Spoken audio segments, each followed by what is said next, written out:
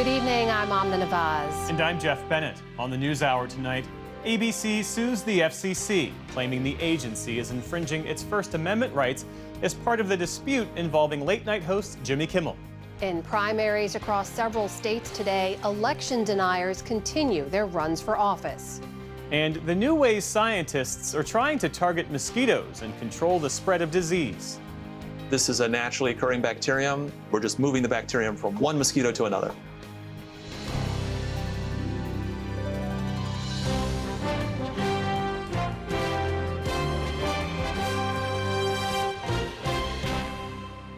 Major funding for the PBS News Hour has been provided by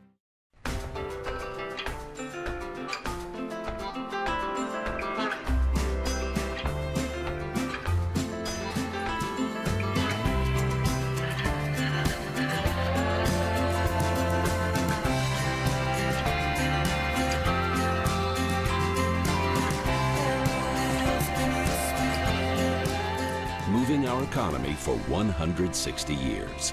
BNSF, the engine that connects us.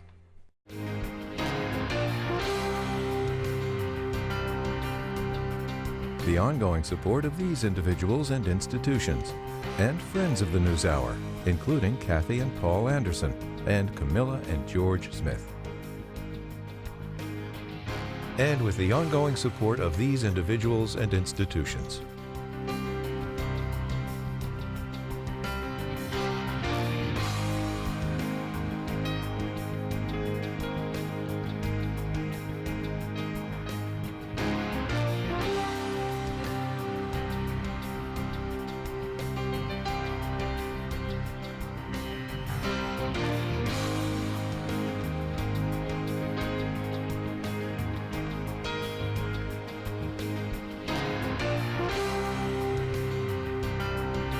This program was made possible by the contributions to your PBS station from viewers like you. Thank you. Welcome to the NewsHour. The television network ABC today sued the FCC, arguing the agency is waging what it calls a retaliatory campaign of censorship and violating its right to free speech. In the unprecedented suit, ABC says the commission has wielded its regulatory power to punish and pressure the network through investigations and, more recently, threats to strip local stations of their broadcast licenses. The move is a major escalation in a long simmering feud between the Trump administration, ABC, and its parent company, Disney.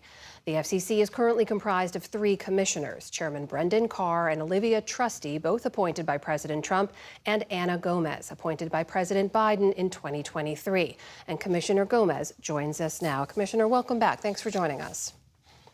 Good to be with you. So the suit in particular points to a decision the FCC made in April requiring 8 Disney-owned local news stations to renew their broadcast licenses, in some cases years before they are set to expire. Just for context, how common is it for the FCC to take that kind of step? It's extremely unprecedented. Never has the FCC gone after network content by targeting all of its local broadcast stations. And it's been over a half a century since the FCC actually called in any license for early renewal. So in a statement, we know the FCC says it's been examining claims Disney engaged in what it calls illegal DEI discrimination for over a year. Chairman Carr told Reuters today he thinks Disney went to court to try to stop this proceeding because he says Disney is nervous. In his words, he said Disney seems to be a little concerned about what the record's showing.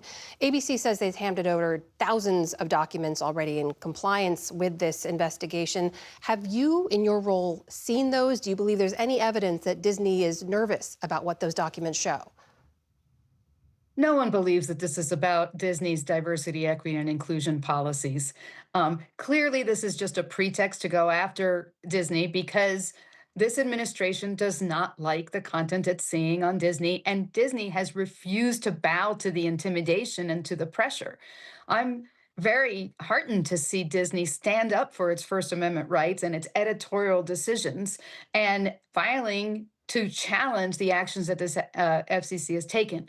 It's very important to note that the FCC is not the EEOC. In fact, the FCC has lost previously in court where it was told the FCC is not the EEOC and license renewals are not proceedings that can challenge Title VII rights. So the FCC is outside of its remit with this pretext, but it's about the content of Disney's and ABC's programs, not about this investigation. Well, there's a separate probe we should mention into the ABC daytime talk show, The View. And Chairman Carr was asked about these probes recently in an interview on Fox Business late last month. Take a listen to what he had to say. You broadcasters get subsidized access, free access to a valuable public resource, the airwaves, worth billions of dollars. In exchange, you have to operate in the public interest. That means you can't run news distortions, broadcast hoax. You can't be engaging in this invidious form of DEI discrimination. And so the FCC is really enforcing rules that have been on the books for a very long time. Commissioner Gomez, what do you make of that argument that broadcasters, the chairman alleges, are not operating in the public interest in terms of what they broadcast? The FCC cannot target content based on this nebulous public interest standard.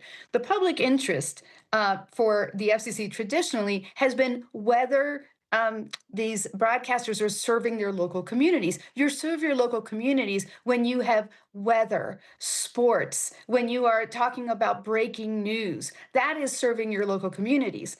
The problem with the way this administration is bandying about the term public interest is they basically use it to mean anything this administration doesn't like. We are bound by the First Amendment and by the Constitution. There is no generalized exemption to the First Amendment just because you're a broadcast licensee. I want to point out the FCC in different forms is looking into a number of networks, CBS, ABC, NBC, notably not into Fox. Chairman Carr has also sent a letter to the BBC about its editing of a Trump speech. And full disclosure, we should note that last year the FCC opened a probe into NPR, PBS, and some of their member stations, alleging they might be airing prohibited commercial ads. PBS and NPR insist they are in compliance with federal laws and regulations. But Commissioner Gomez, the fact that ABC is now suing the FCC after earlier settling with the administration for some $15 million, does this signal to you a change in tactics or a change in the landscape? Why now? I think what we've learned watching this administration over the last year and a half is that you cannot buy peace from this administration. You only buy time. This administration demands that it be covered in the way that it wants to be covered. It demands that there would be no critics.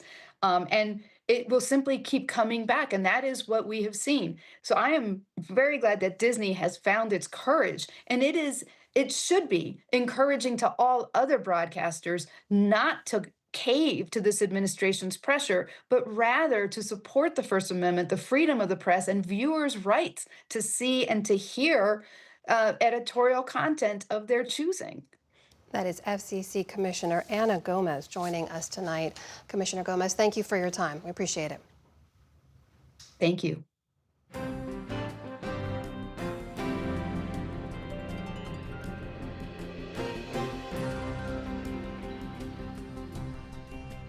In the day's other headlines, a federal trial against social media giant Meta kicked off today with 4 states laying out their case that the company's platforms harm children. In their opening statements, California, Colorado, Kentucky, and New Jersey accused Meta of intentionally hooking users to harvest their data. Meta denies any wrongdoing and says it has safeguards to protect young users. But outside the court, parents blamed the company for harming their children. One mother spoke about her daughter, Coco, who started using Instagram when she was 12 and later died at 17 of an overdose with drugs she bought on the platform. By her teens, she could not look away. Her scrolling became depression, then anxiety she could not escape. The states are seeking a financial penalty as high as $1.4 trillion and changes to how Meta operates its platforms. 25 other states are also suing the company. Those trials will start at a later date. In Hawaii, crews are working to clear roads and restore power to tens of thousands of people in the wake of Hurricane Lala. The storm uprooted trees and caused flash floods from Honolulu to the Big Island this past weekend. Officials have announced one fatality, a 90-year-old woman. The state's governor says the damage, as he put it, could have been a lot worse. Meantime, parts of Indiana are still reeling from catastrophic flooding that submerged entire neighborhoods.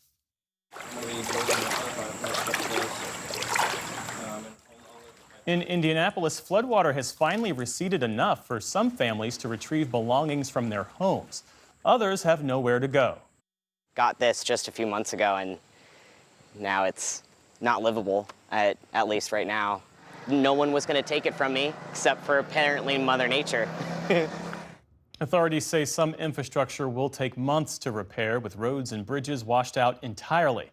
Also today, nearly 100 million Americans across much of the South and Southeast were under heat alerts, with triple-digit highs from Texas to the Carolinas through the end of the week. Turning now to the war in Iran, President Trump said today that there are no talks taking place between the U.S. and Iran, and none are scheduled. On his social media platform, the president added the U.S. blockade of the Strait of Hormuz is, quote, in full force and effect, and the strait is open and operating. But that contradicted remarks from Iran's top negotiator, who today said the strait will remain closed. Let me be clear, until the United States fulfills its commitments under the agreement, including lifting the blockade, releasing frozen assets, lifting oil sanctions, ending threats and military operations on all fronts, the Strait of Hormuz will not reopen. Meantime, officials in Qatar said an agreement between Iran and Oman over the waterway would, quote, make it much easier for Iran and the U.S. to resume talks. President Trump has threatened to bomb Oman if it, in his words, gets in the way of efforts to reach a deal. In Gaza, hospital officials say an Israeli strike on a fishing seaport killed at least 6 people, including a child, and wounded more than a dozen others. This footage from the NewsHour's producer on the ground shows blood-stained shoes, scattered chairs, and debris littering the cafe. Israel's military says it targeted Hamas commanders and several other militants, but did not provide evidence. It comes a day after President Trump's envoy and son-in-law, Jared Kushner, wrapped up a trip to the region with no major progress made after talks with Israeli and Hamas leaders. Ukraine launched nearly 800 drones across Russia overnight in one of its largest such attacks since Moscow's invasion more than 4 years ago. Most of the drones targeted the Moscow region, where a local official posted this image of destruction at a local construction site. Ukraine is increasingly using swarms of long-range drones to try to overwhelm Russian air defenses. Meantime, in northeastern Ukraine, authorities say at least 10 people were killed and more than a dozen injured when a Russian missile strike destroyed homes and businesses. A resident whose cafe was hit described a scene of chaos. There was dust, smoke, screams, and cars were burning. Some girls in my cafe managed to run into a basement. We called out to each other to find out who was alive, who was not. So many people died. Ukrainian President Volodymyr Zelensky described that strike as a brutal attack on civilians. On Wall Street today, struggling AI stocks weighed on the broader markets. By the close, the Dow Jones Industrial Average was down more than 100 points. The NASDAQ fell by 1.33%. The S&P 500 ended lower for a third straight session. And ESPN co-founder Bill Rasmussen has died.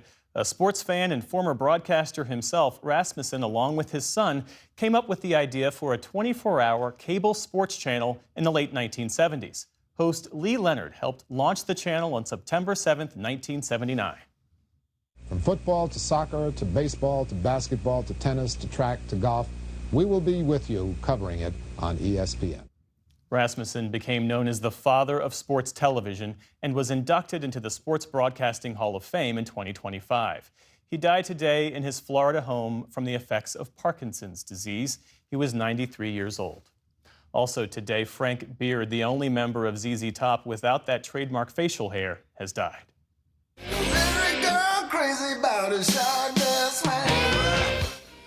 For more than 5 decades, Beard provided the propelling beat on hits like Sharp Dressed Man and Gimme All Your Lovin'. The Texas trio started out in the 1970s with a blend of Southern rock and blues and went on to sell more than 50 million records. His publicist said Beard died today at his ranch in Texas.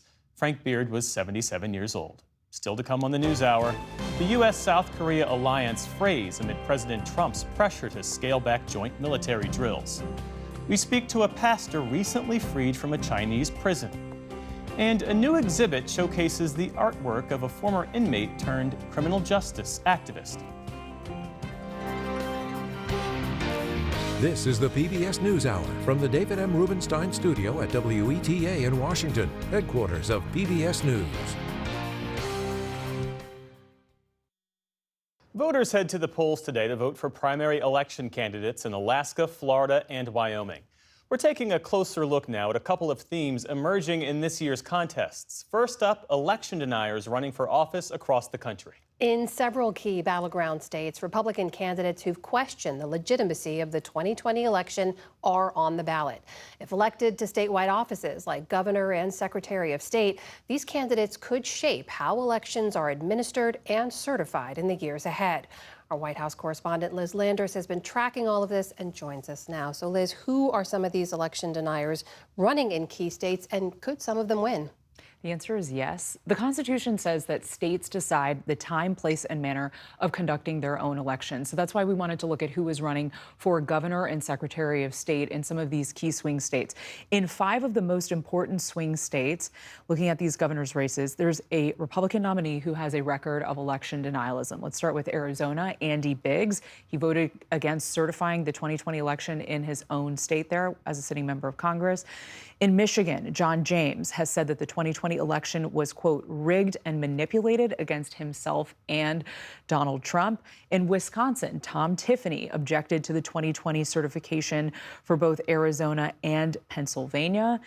In Georgia this cycle, we have Rick Jackson. He ran ads against the current Secretary of State, Brad Raffensperger, who did certify that 2020 election. He ran in that gubernatorial primary. He likened him to Judas for his resistance to Trump's pressure to overturn the 2020 election result in that state. And then finally, in Pennsylvania, we have Stacey Garrity. She has pointed to irregularities, she says, in the 2020 vote. Georgia, Michigan, and Arizona, of course, are all states where the Trump administration has shown up for various investigations into the 2020 election. And one more state I want to mention, Florida, as we said, is voting today. They're not a swing state anymore, but they do have the gubernatorial likely Republican nominee Byron Donalds does have an election denier history, and he would appoint the Secretary of State in that state. So what about some of the down ballot races, offices like Secretary of State that are more directly involved with election administration? So 2 of these key swing states, Arizona and also Nevada, have Republican nominees right now who have a history of questioning the 2020 election results. In Arizona, Alex Culloden represented some of the alternate electors as an attorney himself. He also filed a lawsuit to try to overturn Biden's election win in 2020. In Nevada, there's also a candidate who's running again there, Jim Marchant. He's been a vocal election denier, and he has been closely tied to the fake elector scheme and been photographed with those people in late 2020. Arizona is particularly concerning, though, because the slate of Republican candidates, they're all election deniers. We mentioned Biggs and Culloden. Also, the attorney general nominee there is an election denier, too. So if all of these candidates win in November, they could play a key role in overseeing the elections and voting laws in that state. Arizona has also been a focal point of the Trump administration, with Secretary Noem visiting there, making a speech about election integrity. And this is not a swing state either, but Nebraska also has an interesting candidate, Republican Scott Peterson. He has election denier history himself and has amplified conspiracies about the 2020 election there for years, and has also questioned the voting machines in that state. So, Liz, we have some examples we can look back on in history, right? In 2022, there were some election deniers who also ran for office. How did they do? And for those that won, what did they do once they got into office? Sure. Let's look at some of the governors who won in 2022. In Texas, Governor Abbott. In Florida, Governor DeSantis, and in Alabama, Governor Ivey. have all overseen mid-decade redistricting efforts, which is a big push that obviously happened in the last few months that we've been covering. There were, of course, Republicans that won governor's races in that cycle who did not push those kinds of policies. But then when you also look at Secretary of State candidates that won in 2022 as well, Wes Allen is an interesting example of this from Alabama because he led that state to leave ERIC, which is this electronic voter registration system that most election officials that I've talked to have said is really helpful for them to cross-reference voter registration in those states. But there were also a number of Secretary of State candidates, electioneers in 2022, who lost. Christina Caramo in Michigan, Mark Finchem in Arizona, Jim Marchant again in Nevada, and Jody Heiss in Georgia. But if those candidates had won, they could have had a pretty big impact on this election cycle because they would have been overseeing these. We've seen election denialism become more mainstream in the Republican Party. We've also seen efforts in Congress to try to clarify election certification. So what exactly has changed since 2020? After January 6, 2021, there was a big push in Congress to further clarify what the role of Congress is and the role of the vice president is in the certification process. Congress passed the Electoral Count Reform Act in December of 2022. And 2 points, I think, that really stick out based on what happened at the Capitol on January 6th. This piece of legislation has made it absolutely clear that the vice president's role in the electoral vote counting process is ministerial. The vice president cannot reject electors. That was something that President Trump at the time was pushing Vice President Mike Pence to do. It also makes it more difficult for members of Congress to make objections to state election results. That was another part of what happened on January 6th that snowballed the whole insurrection at the Capitol that day, Amna. All right. Liz Landers, thank you very much. Of course.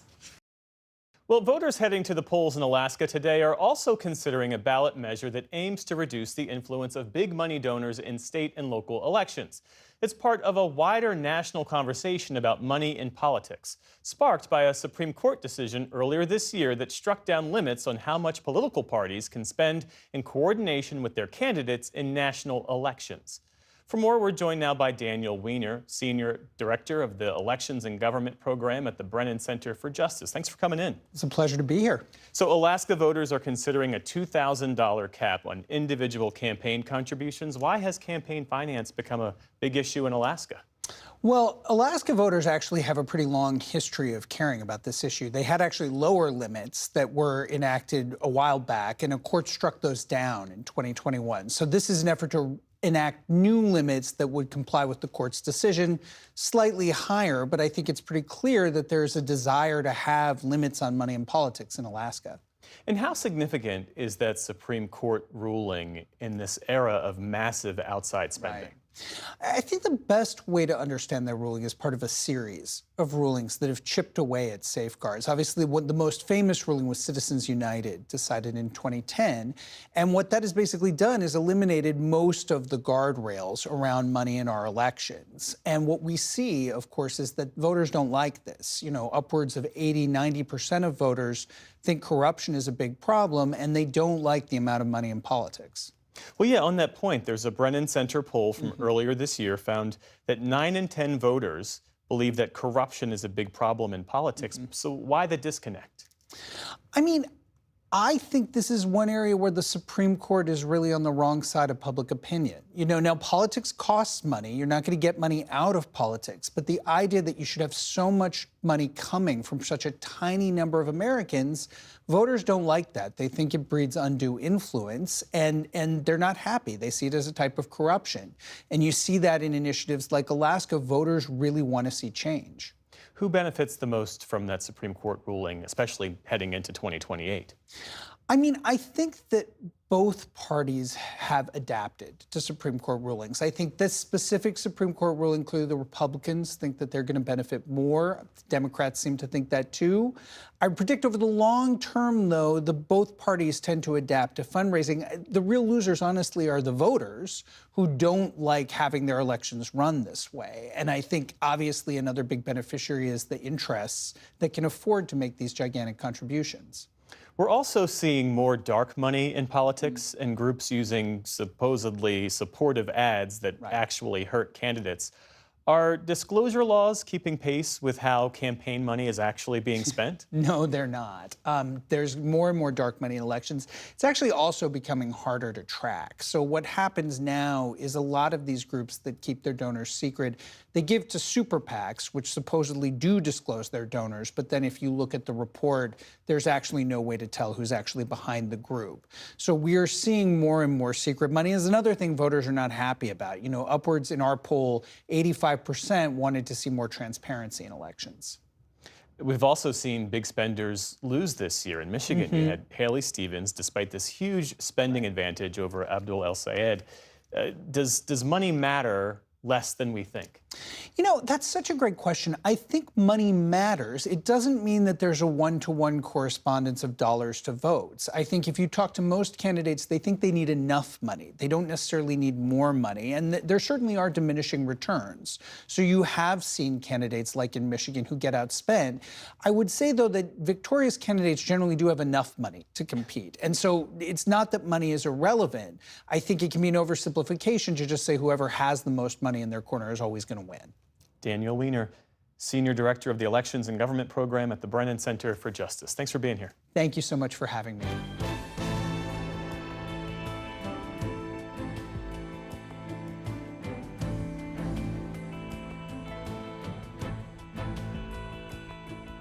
President Trump is putting new strain on one of America's closest military alliances and raising broader questions about what the U.S. now expects from its allies.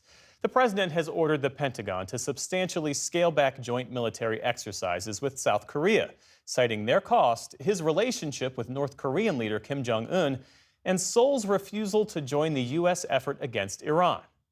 Why are we doing it? So all I want is fairness. And South Korea, I get along with them very well, but we can't go around and protect all of these countries, especially when they're not there to help us.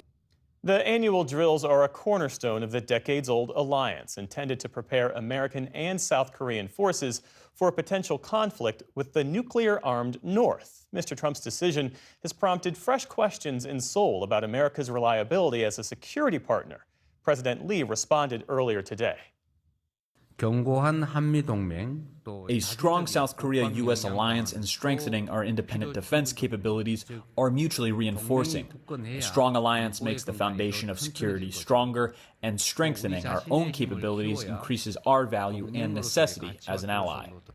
The dispute is the latest example of President Trump taking a more transactional approach to traditional alliances, pressing partners not just to spend more on their own defense, but to support U.S. priorities elsewhere in the world.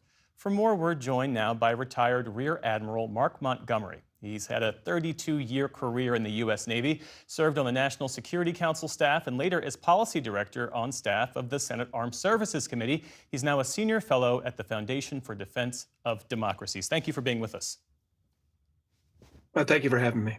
President Trump linking military cooperation with South Korea to Seoul's decision not to support the war in Iran. How significant a shift is that in the way the U.S. manages alliances? This is really unusual. I mean, throughout my whole military career, and I think in general, the United States has always said one of our greatest strengths are our allies and partners. We should be leveraging them, not punishing them. And in this case, you know, South Korea has a significant challenge to face in North Korea.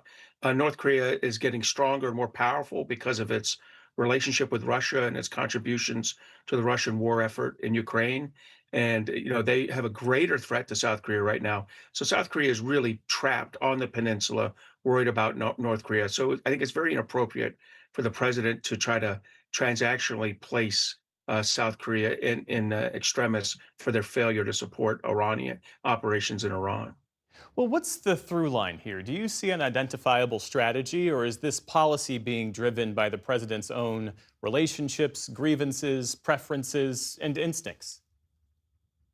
I would say yes, yes, yes, and yes. And what I mean is, you know, he actually did this in 2019 as well. He believes he has this kind of personal relationship with with authoritarian leaders, and that he can somehow change them. You know, Kim Jong-un is not going to give up his nuclear weapons. He's not going to, you know, come to an agreement with South Korea. You know, and the president's not going to get a Nobel Prize, going to negotiate some big deal with North Korea. And what he's really doing is working with one of the members of the kind of axis of aggressors that's challenging the United States around the world, whether it's in China with Taiwan, or Russia and Ukraine and Eastern Europe, or North Korea and South Korea. So he's really trying to work with the other team and not with his allies and partners in South Korea and Japan. I want to return to this word transactional. How do you distinguish between effective burden sharing and an alliance becoming transactional?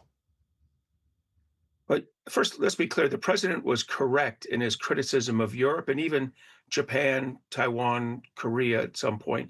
They were not spending enough on defense, particularly in Europe. They were down in the below 2% on average before he started to complain about it in 2017 and 2018. And they have changed, mostly because of Putin's invasion of Ukraine, but also because of their own investment. So he has achieved something there. But the problem is, not everything is this, can be viewed through the prism of you support me here, I'll support you there. And his attacks on, his threatening of Greenland, his disinvestment from Ukraine, they really send a strong signal that the United States is not a credible partner in Europe, for example. This removing, dropping out of these critical exercises that drive US and Korean force readiness sends a strong signal that we're not a credible partner to Korea, Japan, and Taiwan.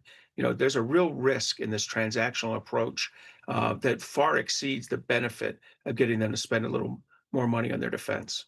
And what does China learn from tensions between Washington and its Asian allies? Well, China's learning that we're easy to distract. I mean, we've been distracted in Europe and Ukraine and others got involved in that and created bad relations between the United States and its European NATO allies. We've been distracted in the Middle East. We're using our munitions up significantly there. China's learning that the United States has a simultaneity problem. We can't deal with two theaters simultaneously.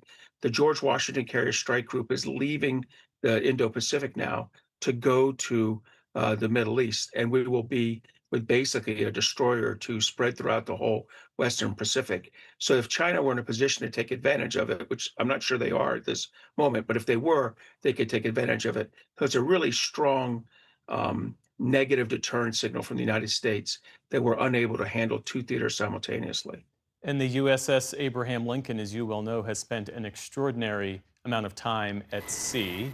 You commanded a carrier strike group, as I understand it. What does 270 days, nearly 9 months, without a port visit mean for the sailors, the ship, and its overall readiness? It's hard. I mean, I commanded a carrier strike group whose maximum deployment was about 4.5 months because we worked out of Japan. I've done deployments of 7 and 8 months in length. They're very hard. A 9-month deployment on the Lincoln is hard on the crew. It's also hard because they had 250 days between port visits, and that number will get larger, like you said, to about 270 days. That's unprecedented. And on top of it, they had no end date. That's the killer, in terms of angst and eventually depression in your sailors, is not knowing when it's going to end, when they can resolve their problems with their family, when they can see their new children, things like that.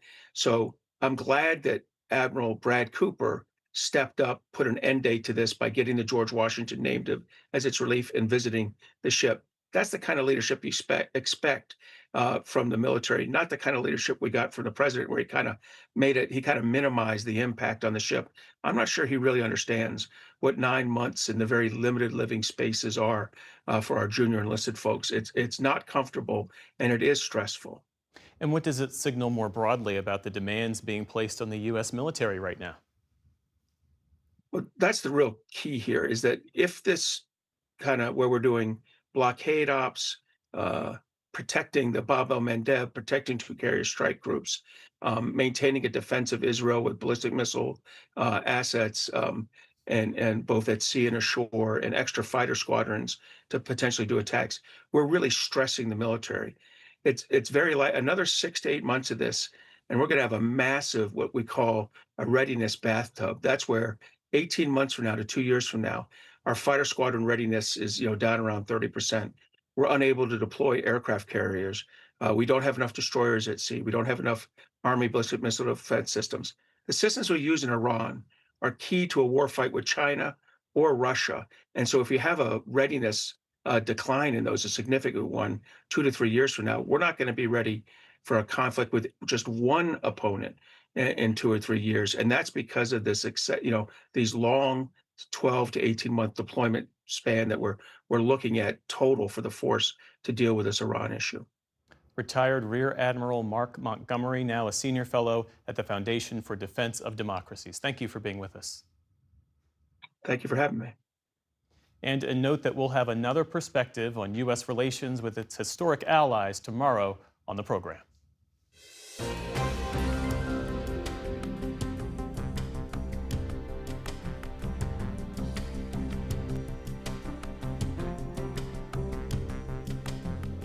It doesn't have sharp teeth or claws, but the bite of a small mosquito kills more people than any other animal on Earth. And as the climate warms, mosquito season is lasting longer, giving them more time to spread dangerous diseases. Ben Tracy with Climate Central reports on the surprising way scientists are fighting back. It's delivery day in the San Gabriel Valley. Oh, good. Heck yeah. Just east of Los Angeles. This is completely bonkers. And Tristan Hallam's latest shipment, all 25 tubes are here, is not something you normally find in a box. What I'm listening for is the sound of 600 adults flying around. All right, let's head on in. Their blue vests are a pretty good clue as to what's inside. So what's in the tube? So inside this tube is actually 600 male Aedes aegypti mosquitoes that we just received overnight from Kentucky. Hallam oversees scientific programs for the San Gabriel Valley Mosquito Control District. Do you like mosquitoes?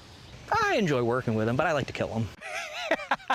He's targeting invasive mosquitoes that can spread diseases, including Zika, West Nile virus, and dengue fever. The San Gabriel Valley was one of the first agencies to see local dengue transmission just a few years back. Oh, yikes. There they come. They're releasing 30,000 mosquitoes every week, containing a bacteria that helps block disease transmission. So in total, we're going to be releasing just under 500,000 mosquitoes. And how effective is this? That's one of the things that we're hoping to find out. In previous studies, they've seen upwards of 80 to 95% control reduction in the areas that they've been releasing. As the climate warms, mosquito seasons are getting longer. Climate Central found nearly 95% of the cities it analyzed now have more days each year suitable for some of the most common species of mosquitoes to spread disease, 18 more days on average than in the early 1970s. What we would used to refer to as the mosquito season would only be, say, May to September. But now we have individuals treating for mosquito control activity all season long. For these releases, they don't need bug spray. I don't see any bites on your arms. Because they're all male mosquitoes, and males don't bite. I tell people it's the opposite of the human species. It's the females that cause trouble in the mosquito world. Professor Stephen Dobson supplies those mosquitoes. He's president of Mosquito Mate in Lexington, Kentucky. The common name for this mosquito is the yellow fever mosquito, and yellow fevers are really nasty. His team breeds this specific species of mosquito in their lab and ships them to control districts across the country. These males carry a naturally occurring bacteria called Wolbachia, which makes them incompatible with females they try to mate with. And when they do, those females are then sterile for the rest of their lives. They'll lay eggs, but those eggs don't hatch. If enough of the females are not producing any offspring, then the population goes down. Are these things genetically modified in some way? They are not. This is a naturally occurring bacterium. We're just moving the bacterium from one mosquito to another. This EPA-approved approach can cut certain mosquito populations by 70 to 95%. The World Mosquito Program is using similar methods in 16 countries, including Brazil, where it produces 110 million Wolbachia mosquitoes each week. Some communities there have seen dengue cases fall by 89%. These are the immature mosquitoes. Dobson says new tools are needed because climate change isn't just making mosquito seasons longer, it's expanding their range. The general trend is they're moving northward into places that historically have been too cold. Overall, temperatures are going up and the atmosphere is becoming wetter. Is that a good thing for mosquitoes in terms of their ability to survive? For these mosquitoes, unfortunately, yes. It's exactly what they like, a nice, warm, humid environment. Let's see what's inside. Tristan Hallam says if his traps catch fewer disease-carrying females this summer, he'll know the boy bugs are doing their job. As long as we're not seeing females recollected in this trap, we know that we're seeing a reduction in the population in this area. For the PBS News Hour, I'm Ben Tracy with Climate Central.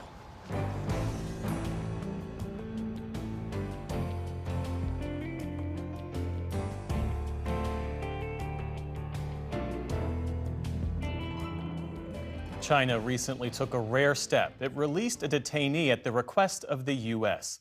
Pastor Ezra Jin Minger was picked up by Chinese authorities last October, one of dozens of Christians targeted by the Chinese Communist Party, which only allows authorized churches to serve China's estimated 80 million Christians. Pastor Jin, as he is known, is now free after a personal request by President Trump to Chinese leader Xi Jinping. He and his daughter spoke to our Nick Schifrin, who begins his story in an underground church in Beijing. On the 6th floor of a Beijing apartment building, an unmarked door.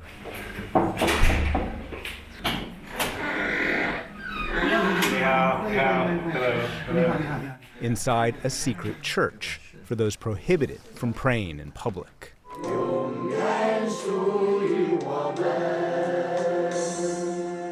It's 2019, and Shu Yonghai was the pastor of the Holy Love Fellowship, a congregation of China's most vulnerable Christians, critics of the communist government. His sanctuary, also his apartment and bedroom. There was good reason for secrecy. In 2014, he and his entire parish was detained. We were arrested because we defended the rights of other churches. Christian activists say the government has demolished thousands of unsanctioned churches and targeted their parishioners, including the largest unsanctioned church, Zion. In 2018, Beijing detained its leader, Ezra Jin Minger, for refusing to install facial recognition cameras. The church was forced to go mostly virtual, which meant it grew dramatically from 1,500 to more than 10,000 worshippers across 40 cities. Last year, Beijing security officials came for Zion again, detaining church leaders during a retreat for elderly church members. It was one of Beijing's largest ever crackdown on Christians, including Pastor Ezra Jin Minger's second detention. I think he's giving very serious consideration to the past. In May, President Trump told reporters he had brought up the case during meetings with Xi in Beijing. And then last month, after 266 days in detention, Jin was freed into the embrace of his daughter, Grace, who hadn't seen him because he was banned from leaving China more than 5 years ago. I spoke to them in our studio last month. When I saw him, I didn't even recognize him. We haven't seen each other in the last 6 years for me. So it's just incredible. When I first heard in October, we were like deer in the headlights. We just didn't know what to do and just shocked. And there was always this sense of like the world was collapsing and we were in a sense competing or trying to have the second most powerful nation in the world to change their policies or change their decisions. And that seemed impossible. That seemed so insurmountable. Can you tell me about your detention? What were the conditions inside? The conditions were obviously very bad. The food, and 30 or so people living in a tight space. There isn't any freedom. We just sit on a stool. We need to raise our hands to ask for permission to walk around. All my communications were cut off. When Beijing police targeted Zion, they first charged parishioners and Pastor Jin with, quote, illegally using information networks. Beijing ended up prosecuting them for operating an illegal business and fraud. There are Chinese government-approved ministries that display banners like this one, implement the basic direction of the Communist Party's religious work. But Chinese President Xi Jinping has long described minorities and their cultures and religions as threats to the stability of the Communist Party and therefore the country. It's not only Christians. In 2017, Beijing set up what activists called concentration camps for Muslim Uyghurs. It was part of a crackdown on Uyghur language and culture, and later became forced labor. On the last day of the first Trump administration, the U.S. accused Beijing of genocide. Chinese society is a totalitarian society. Therefore, the party is in charge of everything. Ethnic minorities, various religious beliefs, and even some opinionated people, as well as independent intellectuals, are facing huge pressure in China, even oppression. Do you believe that your release was the product of a personal appeal by President Trump to Xi Jinping? Of course, only if the American president said so in person and Chinese Chairman Xi decided that this could happen. Today, 8 Zion Church leaders remain imprisoned. Their families are desperate for international help, but Beijing vows to put them on trial. That's a fate that Grace Drexel feared for her and her father. Free Pastor Jin! This past May, Grace Jin helped lead a Washington, D.C. rally calling for Beijing to release its prisoners. Her father's detention was especially difficult because when he was detained, she was pregnant. I told my father a week before that we were pregnant, and then my dad got detained. My father's been detained this whole time, and now the baby is about to be born and he's still detained. My father's situation, we were looking at very easily 15 years in prison. And so in my mind, if my father was in there for 15 years and we're not allowed to see him or not allowed to communicate with him, like that might have been the end of. He knew that I was pregnant. I was able to tell him about that a week actually before that he was arrested. But we were still first trimester and we were not sure about whether the tremendous pressure that we were also going through, whether the baby would come be with us.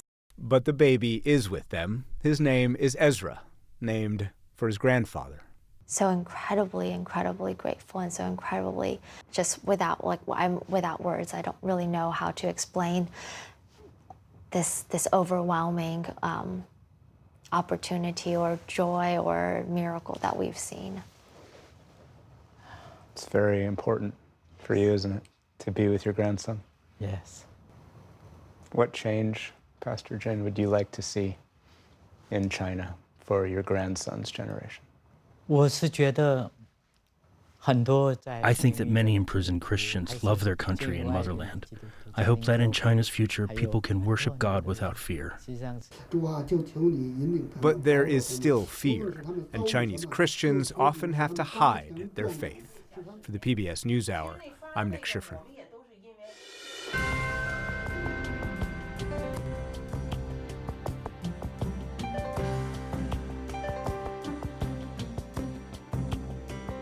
Well, his work is now shown in major museums and galleries, but Jesse Crimes created some of his first artwork in prison. And following his release, he's also become a strong advocate for the formerly incarcerated and for reforming the overall system of mass incarceration. Senior arts correspondent Jeffrey Brown reports from Philadelphia for our Art in Action series, exploring the role of art in democracy, which is part of our Canvas coverage. A correctional facility in Philadelphia. A mural high on a city wall, a quilt hanging in a downtown museum, all with a common name, Riverside, and all connected by artist Jesse Crimes. The connection for me personally, is how to be a conduit. How do I create things out in the world that can help amplify or make visible or create new narratives and ways of seeing and thinking for people who are quite literally hidden behind walls. Well, they've been taken out of the community. Right. At Philadelphia's Fabric Workshop and Museum, Crimes' latest exhibition is titled Elegy Quilts, from a series he began in 2020 during the pandemic. Each quilt is a kind of portrait of an incarcerated individual, but without the actual person, other than pieces of his or own clothing or bed sheets that were sent to Crimes. Up there, you can see the button from a shirt. And so this entire striped tree is actually from a button-up shirt that someone had given me. Also missing, the prison. Instead, Crimes asked people to send him a favorite memory of home, an animal they love. He then created a scene and an absence. You wanted us to see something other. Yeah, because the viewer senses some kind of absence. Like, why are all of these empty chairs or empty beds or empty bathtubs? And so, like, you get a sense of that loss. Crimes taught himself to sew and quilt specifically for the project. The goal, as with much of his work, challenging just these kind of damaging, harmful narratives that have existed for a very long time around the stigma of people who happen to have made a mistake and end up behind prison walls. Because for me, some of the most amazing people I've ever met in my life were behind those walls. Between 2001 and 2013, Crimes, and that is his real name, spent nearly 8 years in state and federal prisons on nonviolent drug charges. An only child born to a 16-year-old single mother growing up in rural Lancaster County, Pennsylvania, and often left alone, he says making things has always been a place of safety, something he could call his own. Later, he would study at the Tyler School of Art and then Millersville University in Pennsylvania. But from his teens on, he was in and out of trouble, capped by a federal drug charge and, while awaiting sentencing, nearly a year in solitary. Punishment, he says, was meant to coerce him to give information on others, which he refused. Literally every part of my identity out in the world has been removed.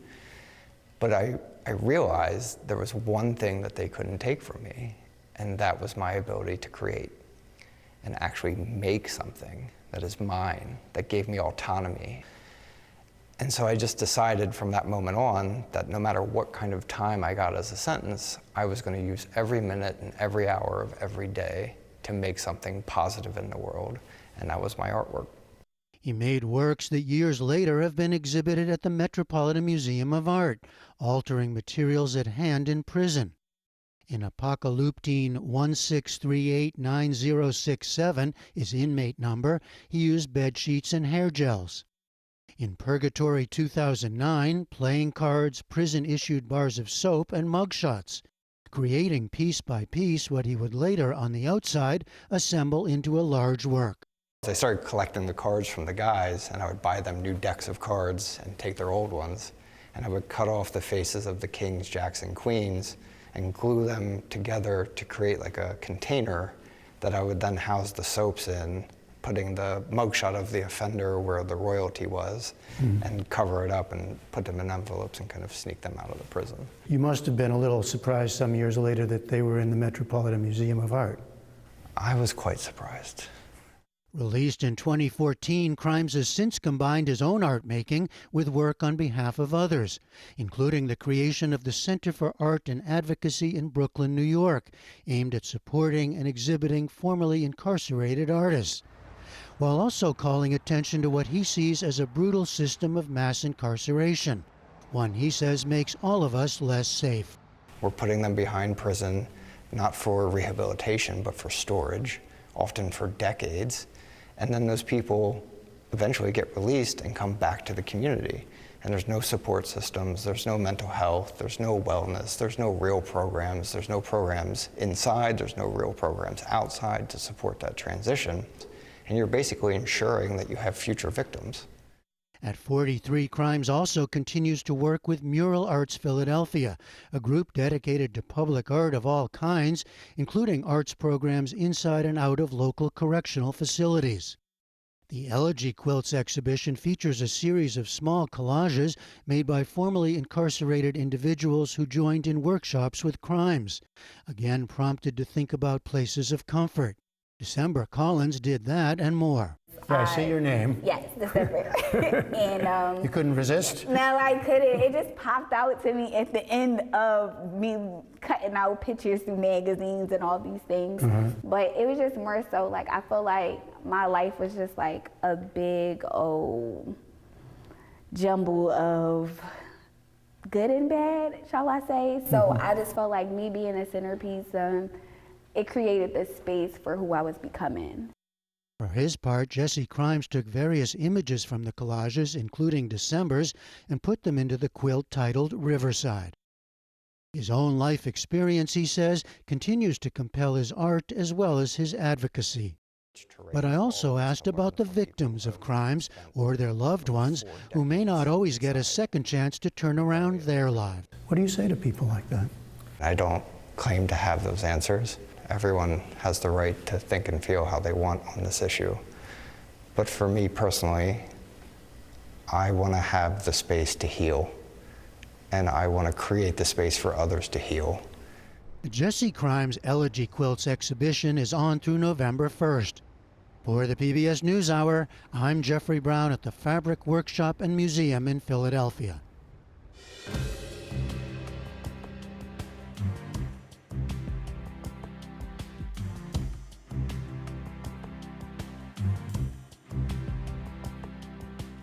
Be sure to check our website for live election results from today's primary elections in Alaska, Florida, and Wyoming.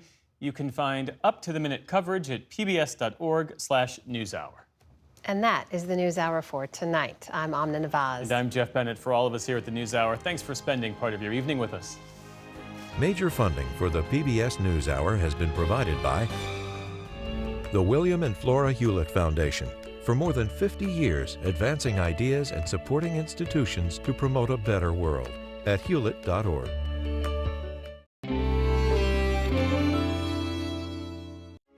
The Charles F. Kettering Foundation, working to advance inclusive democracies. Learn more at kettering.org. The Gordon and Betty Moore Foundation, established to create positive outcomes for future generations. Friends of the NewsHour, including Nell, Martha, and Mary Minow, in honor of the life and legacy of their parents, Newton and Josephine Baskin Minow, and Julie and Robin Powell, through Fidelity Charitable. The Andrew Carnegie Foundation, formerly Carnegie Corporation of New York, working to reduce political polarization through philanthropic support for education, democracy, and peace.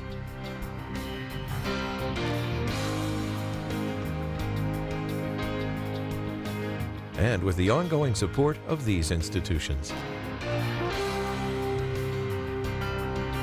This program was made possible by the contributions to your PBS station from viewers like you. Thank you.